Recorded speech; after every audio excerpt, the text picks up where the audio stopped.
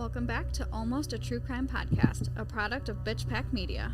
We are your hosts, Taryn and Madison. Listener discretion is advised due to the mature content and the amount of cuss words we say. You've been warned.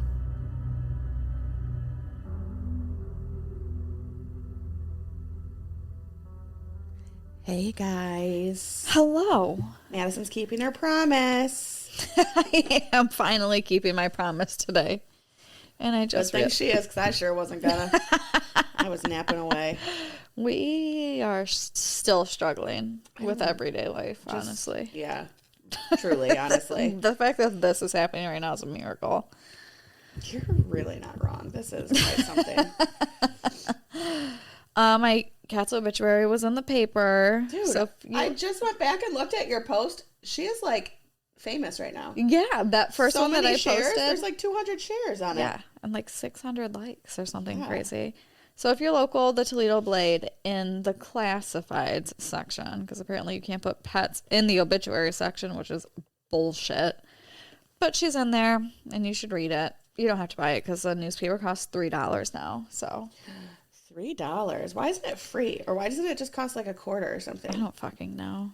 Not only is it like $3, but there's nothing in it. There's like no coupons or ads anymore. It's like the size of Does it still have like the comics, the peach section? That was always my favorite. Me too. It does have that. And they only print on Thursdays and Sundays. It's the only day they print a paper. Oh, so you can get like the Sunday Blade until like Yeah. Wednesday or Thursday, or are they two different? Like, yeah. Like, what is possibly in the Thursday Blade? I don't. Who's out here buying a Thursday Blade? I don't know. Seems weird if you ask me. It does seem weird. Is that all we had to talk about? I feel like I had something else, and I honestly cannot remember. Sounds good to me. I don't know. Okay, great. I really do think I had something like on the cusp. Like, oh yeah, and it's just immediately I don't gone. even know where I am right now. We're just gonna get through this. It's 7:00. I'm so sunburned.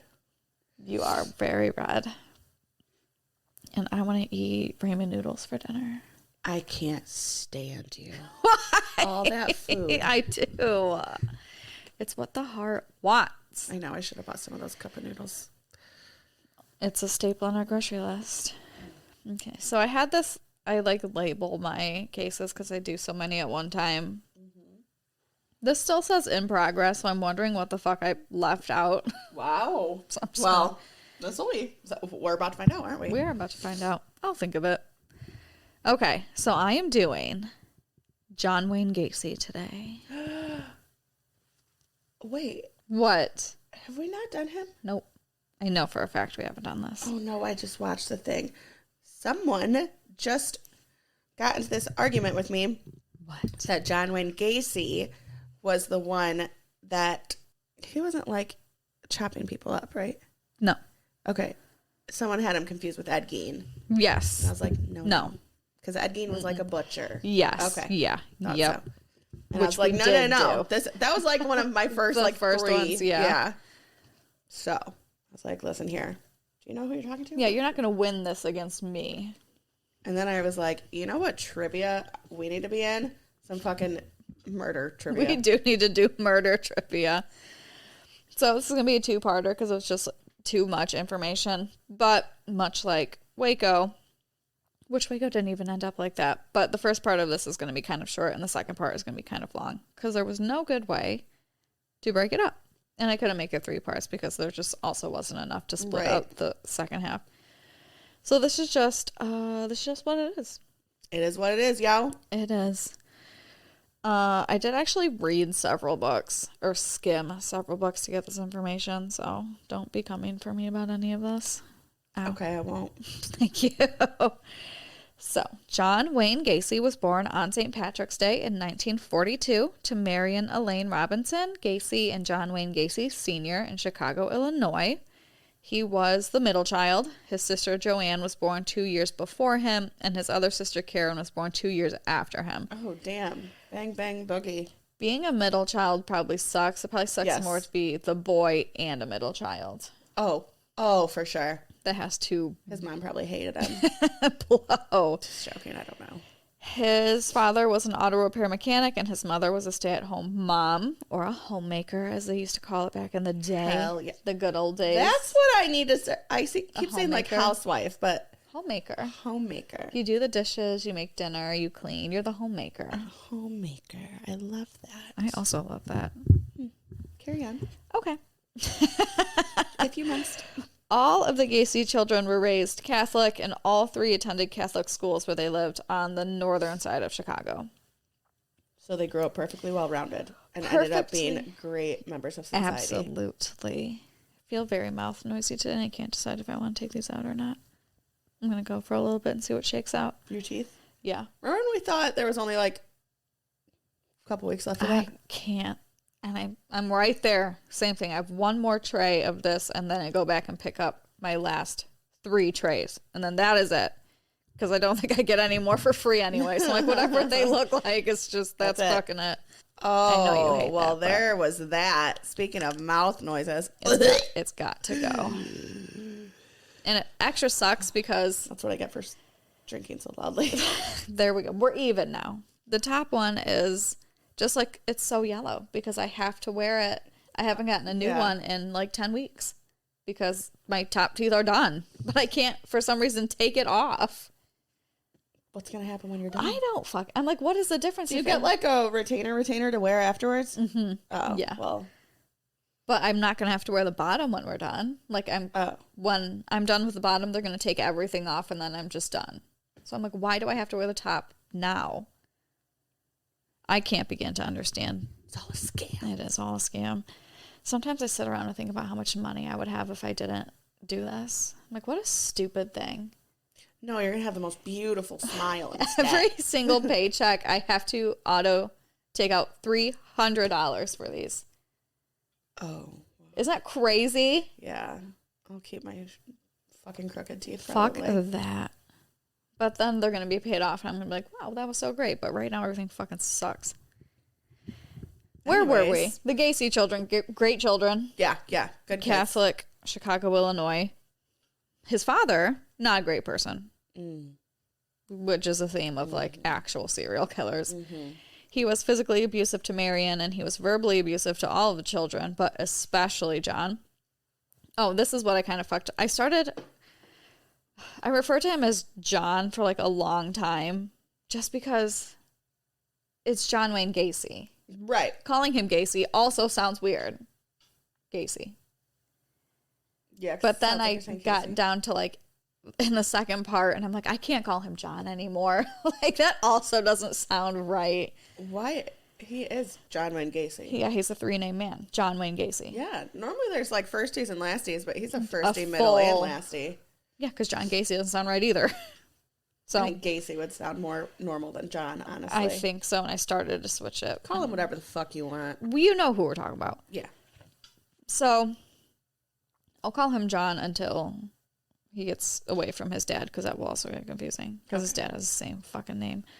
Okay. So John's mom knew that John was getting the worst of it, so she would try to protect him, which would only make his dad more mad, and he would call John like a sissy or a mama's boy, and said he would probably end up a queer because he's like getting too much love and support, I guess.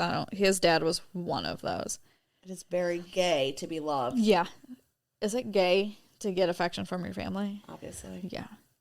However, despite all of this, John really, he like had that like the Donald Trump complex. Like he just wants to impress his dad even more, even though like his dad very clearly doesn't like him. So, like, he just wanted him to, like, he wanted to make him proud. And I have no fucking idea why. So, in 1949, so John's, like, 7 or something, John's father was informed that his son and another boy had been caught sexually fondling a young girl. His father whipped him with a razor strap as punishment, which is, like, you know those long pieces of leather they have in movies where they, like, sharpen their... Oh, yeah. That's what that was. So he beat the shit out of him with it. That's it. That same year, a family friend and contractor would sometimes molest John in his truck. John never told his father about this, afraid that his father would blame him, which he probably would have. When John was 11 years old, he was playing by a swing set when he was hit in the head by one of the swings. This accident caused a blood clot in the brain. However, the blood clot was not discovered until he was 16. I didn't think I pushed the button. I really started. I don't remember doing it. My short-term memory is like really... Same, honestly. So yeah, he gets hit in the head when he's 11. They don't discover this blood clot for 5 years. Damn. So from the ages of 11 to 16, he suffered a series of blackouts caused by the blood clot. Jesus. He was given a medication to dissolve the blockage in the brain, and the blackouts stopped. That's like all that was going on. Also, around the time he was 17, he developed some unknown heart issue. They were never able to find what was actually causing his heart pain, and his dad maintained that he was faking it for sympathy. In 1957, John's appendix also burst. Jesus Christ. Yes. He estimated that between the ages of 14 and 18, he probably missed an entire year of school from being in the hospital. Despite all of that, John did have friends. Like, he was generally well liked by his coworkers, his teachers. He lived in a middle-class neighborhood. He had, like, a paper route. Like, it wasn't unusual for him to, like, have a job. He would bag groceries, shit like that. He was also really involved with the Boy Scouts, and he had a lot of his friends through there. His dad continued to be abusive for his whole childhood, really. His father would drink alone in the family basement almost every evening before dinner, where his family would frequently hear him talking out loud to himself or holding imaginary conversations with friends who had died in World War I. So he's just like, he's not all there. Having a fucking time on his own. Yes. He reminds, like, when I picture him, I think of The Shining. Oh, yeah. The door to the basement was always locked and strictly off limits to, like, everyone else, and it was his father's, like, sacred spot. Like, he goes down there and drinks and talks to himself, and no one's allowed to go down there. On one occasion in 1957, one of John's good friends witnessed his father emerging drunk from the family basement to begin belittling and then hitting John for no apparent reason. John never fought back against his dad. He just, like, let him hit him. Oh, my God. Although his dad was an unpleasant individual, like I said, he deeply loved his father and desperately wanted to gain his devotion and attention. Like, he was very committed to, like, I'm going to do whatever I can so that he likes me. How do you not just hate him? I don't know. I hate him. Me too. And John Wayne Gacy wasn't a great person. He was a terrible person. And I still feel bad for... Why do you feel like that? I hate people for much less. Same. You have far less chances with me. In 1960, at age 18, John became involved in politics, working as an assistant precinct captain for a Democratic Party candidate in his neighborhood. Nice. How'd your Catholic parents feel about that one? Yeah, can't be great. This led to more criticism from his father, who accused his son of being a patsy. What's that mean? Which... Gay? No. When I think of a patsy, I think of... Patsy Cline. No. What the fuck is the name? I can never remember the name of the guy that shot John F. Kennedy, because I always want to say John Wilkes Booth, but that's not his name. Oh. Anyway, they say the guy that shot John F. Kennedy was a patsy because someone set him up to do that. Like, it was like a whole... that's what I think a patsy is, and that's when I Googled it. Like, that's doing other people's dirty work? Yeah. Okay. A little bitch. A little bitch. I have to remember that guy's name. Jack Ruby shot the man who shot John F. Kennedy. But what is this fucking name? I just listened to that episode not that long ago where I did this all over again.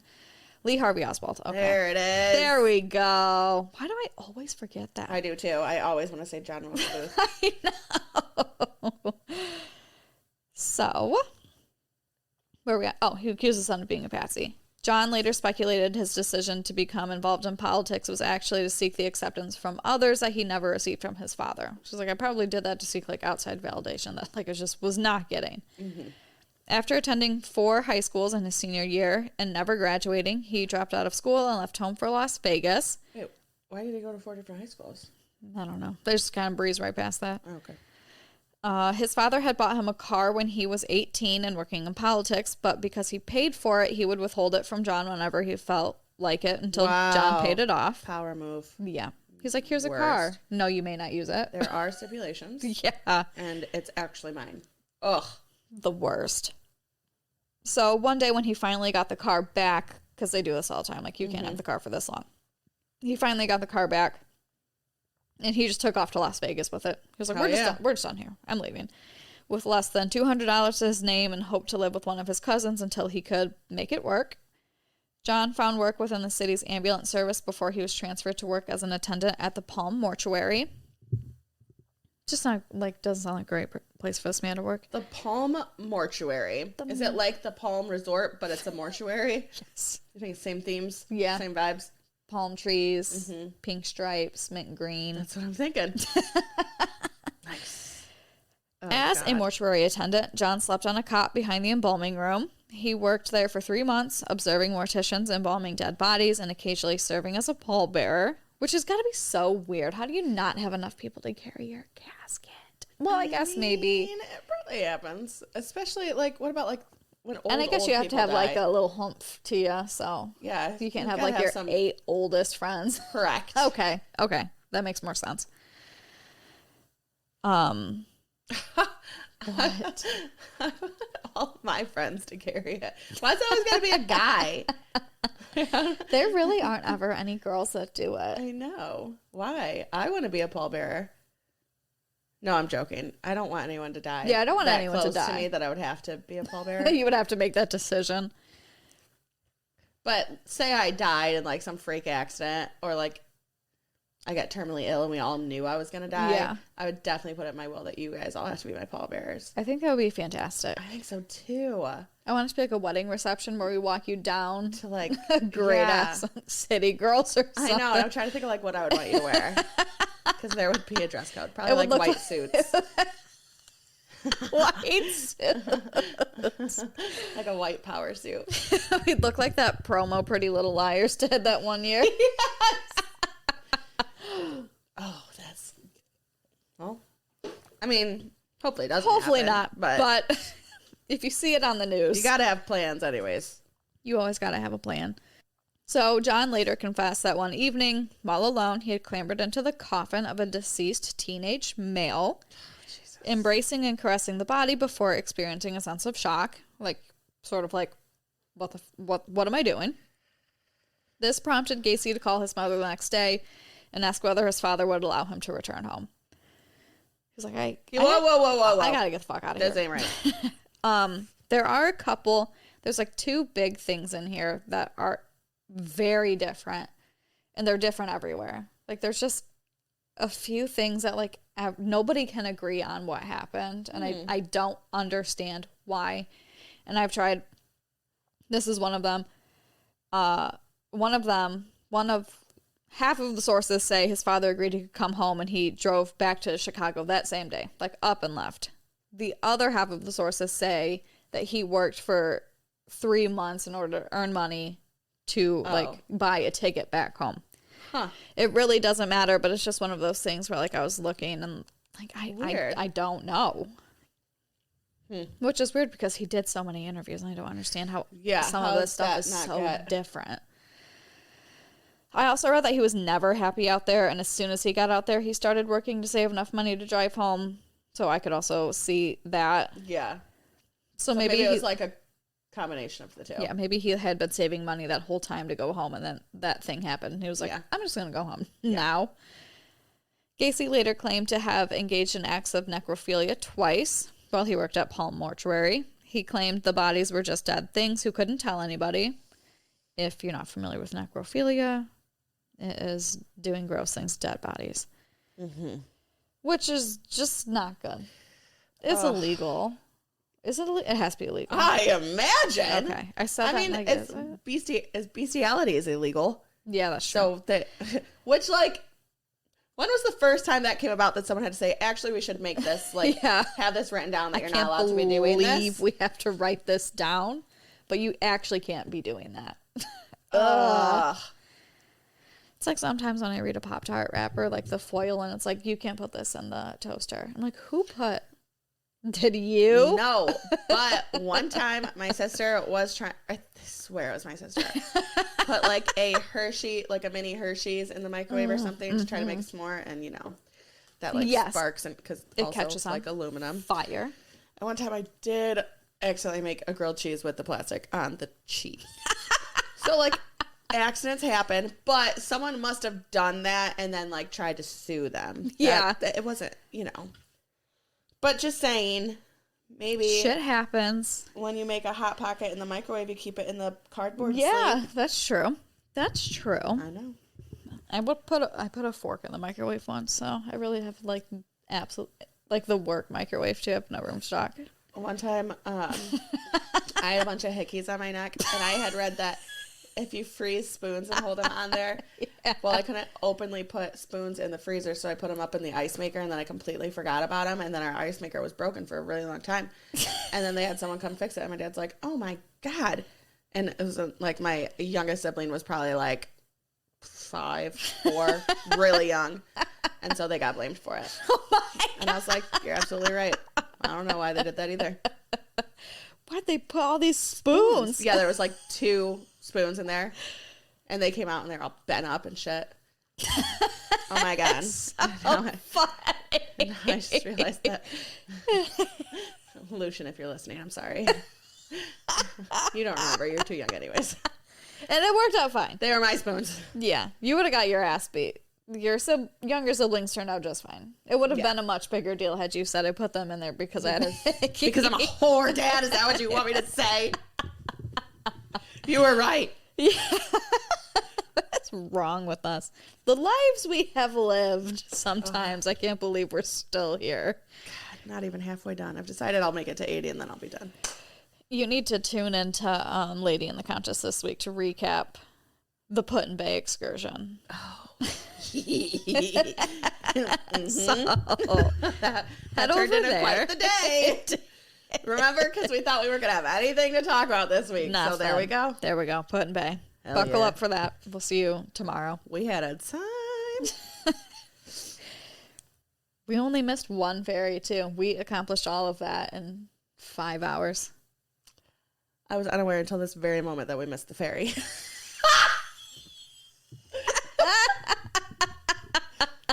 You thought we got on the 5 o'clock ferry. We got on the 5:45 ferry. We have to talk about this on Wednesday. Because it's actually a very funny story of how we missed the ferry. Actually, very funny, and I can't wait to hear about this. You are there. This is so great. Oh, that's hilarious that you thought we made the ferry. I'm so dead. I can't wait to hear the story. Oh my God. Oh, that's hilarious. Dude, yeah, my fucking weekend started on Thursday. Yeah, it Wow. did. You had a time. I've lost a lot of time since then. You did. Okay. All right. Head over to Lady and the Countess for that story tomorrow. So, he goes back to Springfield, Illinois. Leaves Las Vegas, not for him. So, when he gets home, he somehow enrolls in a business college despite never having graduated high school.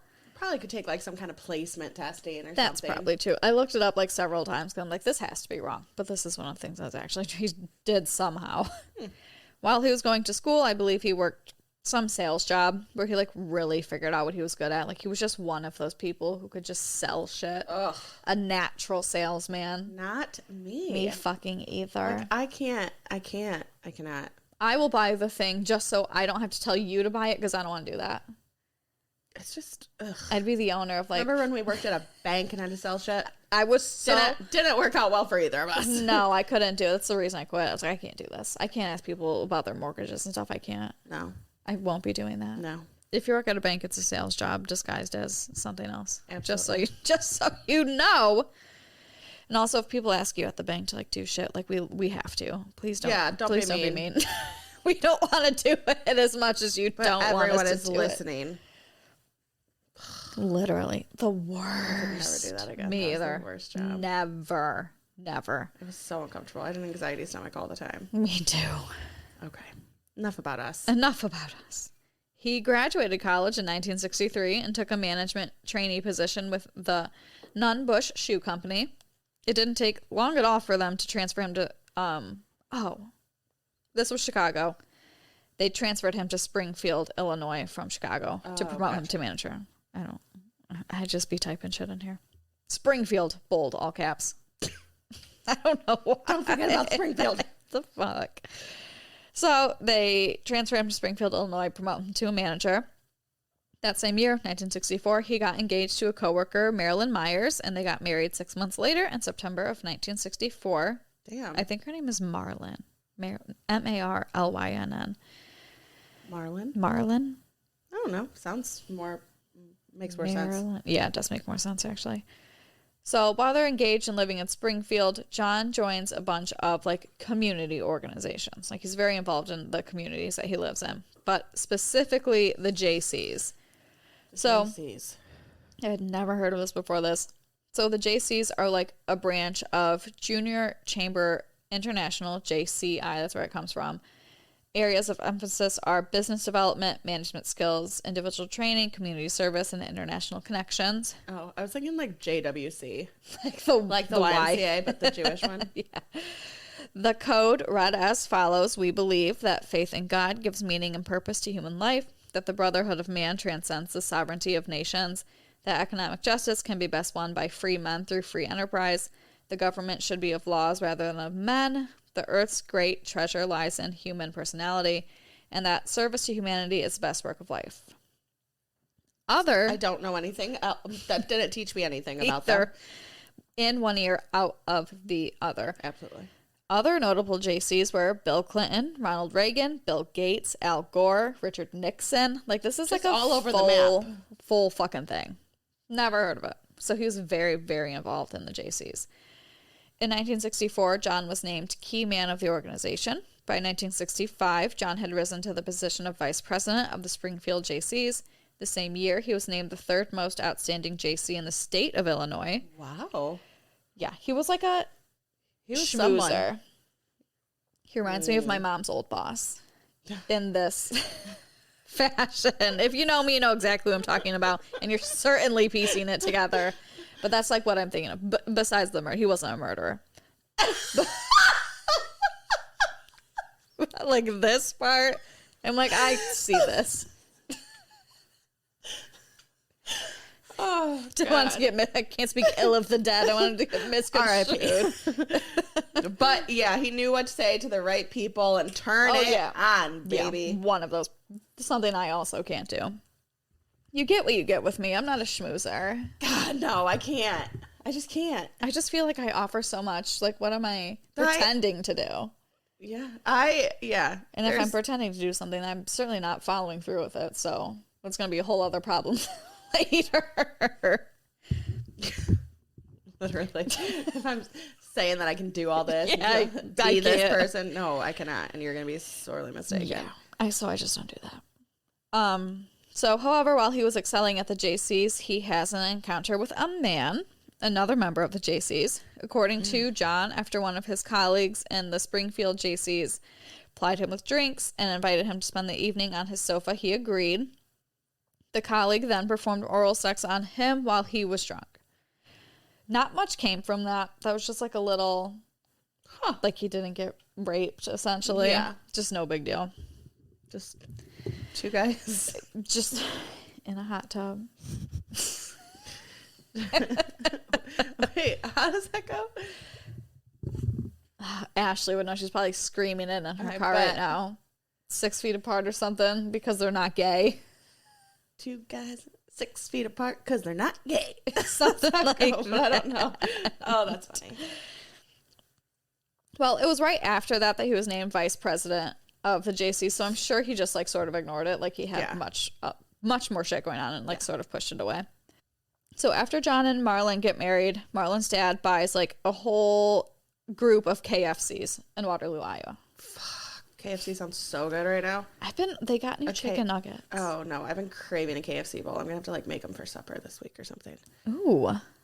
Ew, why did I say supper? I hate that word. I thought it was weird. Dinner. I eat dinner. You eat dinner. Kosanka eats supper. Does she say supper? She does say supper. Ugh. And so does Phil. He'll tell Lola to go eat your supper. Oh my God. Ugh. Dinner. Dinner. You're going to make it for dinner. Dinner. So They relocated to Iowa because they would get to live in Marlon's parents' empty house for free. Hell yeah. And John would be paid an ass ton of money to manage all these KFCs. And he would get a portion of the profits. And he made like free KFC probably. And free KF motherfucking C. KFC, mashed potatoes, mac and cheese, biscuits. It's all so Get out of good. here. The chicken at KFC is like my least exciting thing about it. He's making like the equivalent of $144,000 a year to manage KFCs. See, we need to get into some franchise business. I want to buy a fucking parking lot downtown. I want to like run a Five Guys or something. I always thought like we need like a freestanding Aunt Annie's pretzels. That's like what needs to happen. Can you imagine? Nobody take these ideas. Shut up. Spitballing here. You didn't even hear that. Carry on. So they moved to Waterloo. He's managing all of these KFCs. He would work 12 to 14-hour days at these restaurants and then go to the Waterloo Jaycee meetings. Like, if he is not working, he's at these Jaycee meetings because he found, like, another branch where they moved. In Clifford L. Leindecker's book, The Man Who Killed Boys, it was one of the ones I read, he quoted Charlie Hill, a Jaycee volunteer who knew him well. He said, he wanted to be very successful and he wanted to be recognized by his peers. John was always working on some project and he was devoted to the Jaycees. The club was his whole life. However, the Waterloo Jaycees did come to realize that a lot of the stories he told were just not true. And even more concerning was like he had no problem being caught lying and just would immediately lie about something else.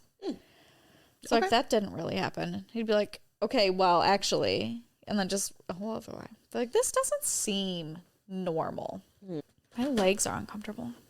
Restless leg syndrome. I hate when that happens. I talked out loud about wanting a new mattress, and now I've like have never gotten worse sleep in my life. Like my mattress fucking blows now. Like someone from Sleep Number heard me talk about it, and then switched my mattress out with like a completely shittier mattress to get me to buy one faster. So what happens when you talk about your PHONE? I don't want to say. Oh yes. That's presently happening to me. Did I try to spell? I almost spelled phone wrong.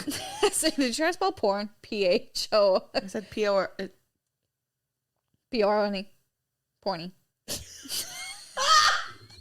I spelled it wrong. And I decided to go with it. That's not what I meant. Okay. We're doing great right now. We're thriving. I edited this tomorrow, so I have a little time. The second part, if you're on the Patreon, will be up right away, and it will just be exactly how it fucking was when we recorded it. So, John opened a, quote, club in his basement where his employees could drink alcohol and play pool. Although Gacy employed teenagers of both sexes at his restaurants, he socialized only with young men. Gacy gave them alcohol before he made sexual advances. If they rebuffed him, he would claim his advances were simply a joke or a test of morals. Like, oh, I was just trying to see if you were gay. So good. Yeah. Good thing. Good job. Good job. See, I did make the switch to calling him Gacy instead of John. Yeah, I like it better. Okay. Gacy's wife gave birth to a son in February of 1966 and a daughter in March of 1967. Jesus. Back to back. That is literally back to back. Irish twins. They're 13 months apart. Weird. There's no information about these children out there. For a good reason, I'm yep. certain. Leave them alone. Gacy later described this period of his life as perfect. He had finally earned his father's approval. When Gacy's parents paid a family visit in July of 1966, his father privately apologized for the physical and emotional abuse he had inflicted throughout his son's childhood and adolescence before happily saying, "Son, I was wrong about you." Get fucked, bro. Yeah, like, listen, now that I own a bunch of KFCs, you want in on this? Yeah. You can go fuck yourself. Absolutely not. At Jaycee meetings, Gacy often provided fried chicken and insisted on being called Colonel. Hell yes. What a baller move. Colonel. Jesus. The Colonel. Colonel's here, guys. That's so funny. He and other Waterloo Jaycees were also deeply involved in wife swapping, prostitution, pornography, and drug use. Wait. What? I don't think he was involved. I'm sure he wasn't involved in wife swapping. That doesn't seem like something, or prostitution really, because he liked young men. Yeah, I'm like, wait, that sounds strange. Everyone in this whole situation is just fucked up. Although Gacy was considered ambitious and something of a braggart, the other Jaycees held him in high regard for his fundraising work, and in 1967 named him outstanding vice president of the Waterloo Jaycees. That same year, Gacy served on the board of directors. Okay, this is the other big part of this story that is wrong. Not wrong, but this is something I could not figure out. Mm-hmm. What happened is absolutely correct, but the names are different. And they're two very different people. Oh. And everywhere you read it, I can't find I searched one article of these two boys in the same article. Like, it's either one or the other. Oh. It's so weird, and I cannot figure out why. So, I'll get to it. People who worked at the KFCs with John would start to notice teenage boys waiting in John's car in the parking lot, which wasn't crazy. Everyone sort of gave everyone rides back then. Like, nobody thought anything of it. Like, he's probably just giving his employees rides home. Then people start to notice that he's really only offering the boys rides home. Right. And that the boys that declined rides home were very cautious around John after refusing the rides. So, like, they can sort of see, like, people are looking at him kind of weird. But still, nobody put much stock into it because they have no reason to suspect anything. Yeah. That was until the rumors became very clear that they were not rumors anymore. On one night in May of 1968, someone knocked on the front door of the Gacy residence. They were completely stunned when they answered the door, and it was the police. They had a search warrant for his house and was notified that a grand jury had indicted Gacy on 2 counts of sodomy with teenage boys. Marlon was stunned. She had no idea her husband was into boys, and he was a great father and a great husband by her account, so she's like, what the fuck is going on? So, James Tullery testified that in 1967, when he was 16 and working at KFC, that John had invited him back to his house to play pool and drink and watch, they call them stag films, which I think is like porn. Yeah. Which is just so weird. A lot of these cases are... Well, that's like when they would call them like bachelor weekends were called like a stag weekend or something. Oh, yeah, you're right. Yeah. Stag party. Ugh. John kept making jokes that like the loser of pool had to give the other one oral sex. Tullery declined. Loser has to suck my dick. Yeah, literally. James Tullery was like, no thanks. Neither way. We don't have to do that. John kept giving Tullery alcohol. Tullery became disoriented and let John lead him upstairs. He came at Tullery with a knife and mounted him on the bed. At a certain point, John freaked out and got up, like he realized what he was doing. He then went right back at it, explaining bondage to Tullery and told him that he could tie him up to teach him about it. He's like, let me show you about bondage. So he bound Tullery and tried to mount him. According to the book, The Man Who Killed Boys, this is in here. Tullery freaked out, and then John started to strangle him, but then he just like let him leave. Yeah. Which is, some of these are like this. I don't know if people are like too scared to say something because who would believe them, but a lot of these people make it out alive. Okay. That's not where the confusing part is. I've looked everywhere. I can't figure out which of these two stories are true. They are both different in different books. They are both in different articles. The story is exactly the same. The name of the victim is different. It is either Mark Miller or Donald Voorhees Jr. The big difference here is that Donald Voorhees Sr. worked with Gacy at the Jaycees. So some sources say this happened to Donald, and Donald told his dad, who then instigated the legal action, which landed Gacy the argument that Donald Voorhees Sr. was making it up because they had similar ambitions of running for things, and he wanted to get Gacy out of the way. Gotcha. Everything else I read is it was a kid named Mark Miller. I feel like I think I watched like the John Wayne Gacy tapes on Netflix, and it was definitely like same thing, but yeah, I feel like it said Mark Miller, but that might be wrong. I don't know. Everything I read at first was Mark Miller. And then the Donald Voorhees thing came up, and which makes a lot of sense. Yeah, I don't know, but it's weird. The same. It's different everywhere. So, the sodomy charge. I assume it's Mark Miller. I go through this as if it was Mark. Okay. The sodomy charge came from a 16-year-old boy named Mark Miller. John denied the sodomy charge over and over again, assuring his wife that it wasn't true. He even demanded to be given a lie detector test to prove it was a lie, which he failed. He did get a test and failed it. And then he was like, okay, yeah, I did engage in oral sex with Mark Miller. He, of course, said it was mutual. He's like, listen, we did, but... Is oral sex... Oral sex is not sodomy. I think it is. I always thought sodomy was like penetration. I don't like Googling things sodomy? Like this. Oh, it can be oral also. Oh, it could be... Oh, yeah. Anal or oral copulation. Whatever. So, yeah. He's like, okay, well, I did, but we both wanted to do it. He had heard Mark Miller performed oral sex, and he said Miller said he did that for $40, but John talked him down to $5. He's just wheeling and dealing a blowjob from a kid. Yeah, he's like, fuck it. Jesus. So they did that exchange 3 times. Miller, of course, claimed he was forced to give Gacy oral sex. He was like, we did, but I did not want to, and he didn't give me any money. Gacy, of course, where were we? Okay, Gacy, of course, is telling his friends that someone was making all this up because he was running for president of the Jaycees and they wanted to sabotage his campaign. Mm-hmm. And a lot of people believed him. And they say that, like, despite all of this, he still had a really good chance of winning the campaign. What the fuck? Yeah. He did end up dropping out, though, after he realized these charges weren't, like, just going to go away. Yeah. Like, he thought, like, this was going to be nothing, like a blip in the radar. They did not go away, which was probably for the best because 4 months later, more charges came against Gacy when it was revealed that he hired someone to beat up Mark Miller. Like, he hired another kid to beat the shit out of Mark Miller. Gacy offered Dwight Anderson $10 plus $300 more to pay off his car loan if he carried out the beating. Anderson lured Miller to his car and drove him to a wooded area where he sprayed mace in his eyes and then began to beat him. Miller fought back and broke Anderson's nose and managed to break away and run to safety. Wow. What a terrible hire that was. Soon after, Miller called the police. Anderson was picked up and taken into police custody where he gave Gacy's name as the man who hired him to perform the beating. John, again, denied these charges. He was like, oh, that's not true. In September and October, he was ordered to undergo a psychiatric evaluation. Gacy was found to be mentally competent. However, he was considered to be an antisocial personality who would probably not benefit from any known medical treatment. Basically, they said, like, someone weird. Like him's behaviors conflict with society. He's like, something about you just not click with, like, the public. Mm-hmm.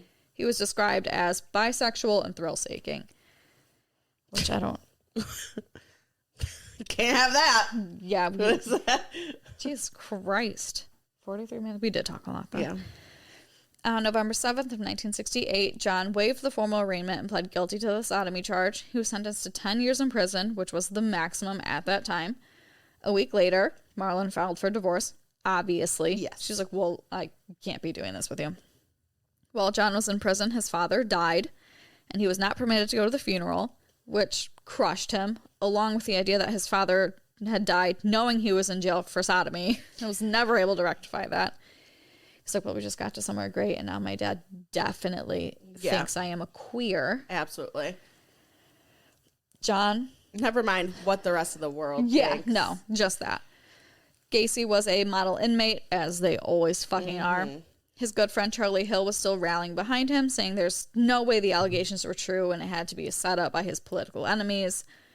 John was paroled after just 18 months due to good behavior. He left prison on June 18th, 1970. Charlie Hill picked him up.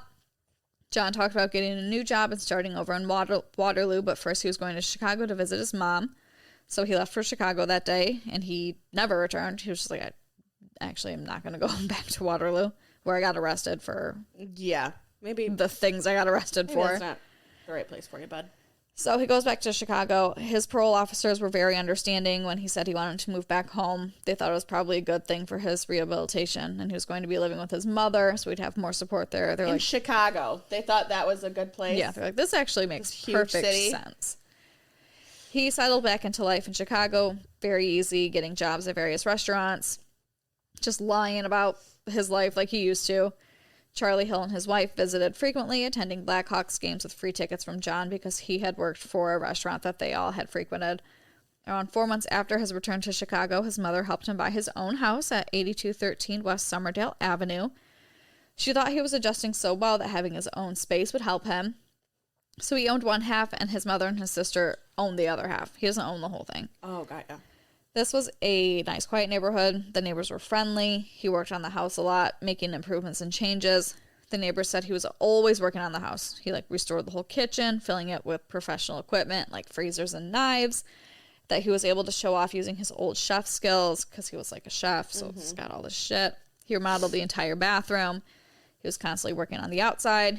He said, like, he liked being able to show off his remodeling skills. Like, it really allowed him to, like, show off all this shit. He finally introduced himself to the neighbors, the Grexas, on Christmas Eve. They were a large family, and he took them a thing of fruit and invited them over the next day to meet his mom and his sisters. The next day, his sisters brought over their friend, Carol Hoff. Carol and John would remain close, always being around when the Grexas came over to hang out and play games. It wasn't a shock to anyone when they announced they were going to get married. Carol was recently divorced, and he was the brother of her two friends, so it just sort of, like, made sense for them to get married. She said she wasn't sure if she was ever really in love with him, but he treated her well and swept her off her feet. So the two got married in June of 1972. She said she knew he was in prison before, but she trusted that he was a changed person. She was like, yeah, I knew what was going on before, but that's not going on anymore. That is so wild. Isn't that crazy? Like, you know, he, like, actually went to prison, like, was found guilty of doing this. Yes. Well, she would be wrong. Earlier, the year before, in 1971, John had again been arrested for picking up a boy, taking him to his house, and attempting to force him into sexual acts. This fell through the cracks because the boy actually never showed up to testify. So in October, the parole board in Waterloo cleared him because they never heard anything from Illinois. So the whole thing sort of got swept under the rug. The same thing he went to jail for, he's still doing. So Gacy is settling in with his new wife and her daughters. They're still very good friends with the Grexas. They were frequently invited over, and John even threw her a surprise party. And the Grexas loved them. They were great neighbors. Yeah. But they had one small problem with the Gacy house, and that was that it smelled. And they said they related because when they moved into their house next door, it had the same thing. And it was because of bad sewer lines underneath their tile. But they knew the people who lived there before John, and they were like, well, they would have gotten that fixed. So they're like, you need to get it looked at then, because we had the same problem, and it fucking smells in here. John said it was just all the excess moisture from the crawl space, and he had bricked off the last two vents in the front of the house so that it didn't smell in the house so bad. He said he would just shove a bunch of, like, lime down there and problem solve. Another problem they had were John's hedges that shared their yard. He would not cut them lower than 6 to 8 feet. Like, he needed them to be tall. Yeah. So he'd try to get them as tall as he could before the Grexas would have to complain, and then he would cut them down as short as he could to keep them happy, and then he would do it all over again. They hated that. June 22nd, 1972, John was once again arrested after forcing a boy into his car and forcing sexual acts upon him. This case, again, never went to trial, and nothing ever came of it. In 1974, he would go on to start his own company. He began a contracting business named Painting, Decorating, and Maintenance, or PDM Contractors Incorporated. This is like where he starts to lose it.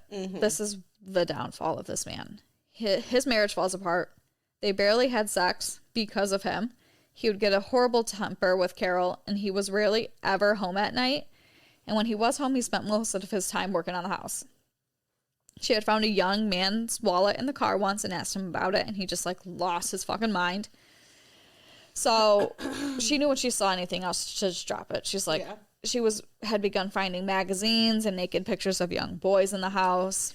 And, like, eventually John stopped even trying to hide it and basically told Carol, like, we're not going to be intimate. He said, I'm bisexual. I much prefer men to women anyway. Like, we are not going to be, like, doing anything of the sort. So whatever you thought this was, you're wrong. Not. You didn't love me. I don't love you. Yeah. We're just living together. Domestic partnership. He also, shocking to no one, employed a lot of young men at PDM. And some of his friends couldn't understand why he kept doing that because they were so inexperienced. There's no way they're doing good work for you to start a company. No. Like, why are you hiring 15-year-old kids? There's no way. Well, he obviously did it so he could sleep with them. Right. By 1975, he was aging out of the Jaycees. It was geared more towards, like, the younger adult crowd getting started. So he turned to politics and hoped to run for office. So he tried to start getting into politics, and it was not long before Gacy caught the attention of Robert F. Matwick, the Democratic Township Committeeman for Norwood Park. Matwick told him that basically he had good ambition, but he needs to, like, get more familiar with the community that he wants to improve first. He's like, it's great you have all these ideas, but you don't know, like, what the fuck is going on out here. So, like, you need to, like, go do other shit out here. So, John started performing for children in hospitals as his new persona, Pogo the Clown. One of the main things I remember from John Wayne Gacy was that professional clowns, which is a whole thing, it's a thing. Yeah. Like, you have to go to clown college. This is not a fucking joke. Was that they are taught to do their makeup using round edges because it had been known that like sharp edges tend to scare children. So like you're supposed to do like softer edged makeup. Well, Pogo the Clown, he has huge sharp triangle eyes. His mouth is like pointed. Like, he did everything wrong. I don't know if it's on purpose or, like, if he just didn't do his research at all. And it is terrifying looking at him in this clown costume. Oh. And people call him, like, the clown killer. He never, like, killed anyone in this clown costume or anything. It's just the fact that he dressed up as a clown at all. Yeah. Despite all of that, it impressed Matwick, who thought it was great that he was dressing up and performing for the children. He was also impressed that John had his company clean the Democratic headquarters for free. So he also had his company doing that for free, just to, like, look good. Schmooze. Exactly. Unaware of Gacy's past and impressed by his sense of duty and dedication towards the community, Matwick nominated Gacy to the Street Lighting Commission. I don't know what the fuck that is. In 1975, Gacy became the secretary-treasurer.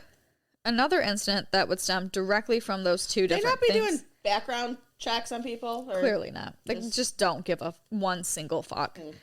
Another incident would stem directly from those two things. One of the teenagers who worked with John at PDM on that cleaning the Democratic office was 16-year-old Tony Antonucci. John apparently made several attempts on Tony. And Tony was a big kid. He was like almost 200 pounds. He was a wrestler. He repeatedly turned John down. He's like, I don't want to do weird fucking shit with you. Eventually, he had to like pick up a folding chair and threaten to like beat him with it. And John was like, I was just kidding. Lighten up, dude. Literally. Well, one day John went to Tony's family's apartment because his like family must have been out of town. He gave Tony some wine and brought his stag films with him. And then was like, listen, let me show you this trick I do with these handcuffs for my clown routine. So Tony puts them on, but doesn't actually put his hands in on one side. So he like just pretends to do it. So he's not actually handcuffed. But John thinks he is. So he starts to undress Tony. And Tony rips his handcuffs off. He sweeps John's legs, held his head face down on the ground with his knee, and handcuffed John until he calmed down. He's like, what we're not going to do is this. You need to calm the fuck down. You got me fucked up. Quit fucking touching me. And they just like went their separate ways after that. He never tried anything with Tony again, obviously. All right, my bad, dude. All right, my bad. Yeah, I get it. Didn't mean anything by it. So it's just clear, like, John is not a change. He never will be. No, he's just a creepy old pervert. Yes. So Carol officially divorced John March 2nd, 1976. Carol's mom said she never really liked him because she had heard some rumors of him trying to take advantage of younger boys. And I believe they just lied and said, like, they were getting a divorce due to infidelity with women. Yeah. Gacy claimed that Carol didn't make his meals, just sort of giving them both, like, a not-so-embarrassing story. Yeah. She was like, he's cheating on me, and he's like, she doesn't really do the wife thing very well. So it's just not gonna work out, guys. Let's go our separate ways. Which is good, because when Carol divorced Gacy and moved into an apartment with her daughters, Gacy had already buried 3 boys underneath their house. Sick. And that's why it fucking stinks. And that is why it smelled. And that's the end of part 1. Hell yeah. Part 2 kicks up with all of the murders. All of them. There's so many. See, is it the one where they like just keep finding more and more? I feel like I do know a little bit about this. Yeah. And that's what takes so long with part 2. It's just you have to tell all these tiny little stories that you can. Some of these bodies have never been identified, so they don't know who they are. Like, so many. Which I thought would be good to break it up into 3 parts, but the trial is so straightforward.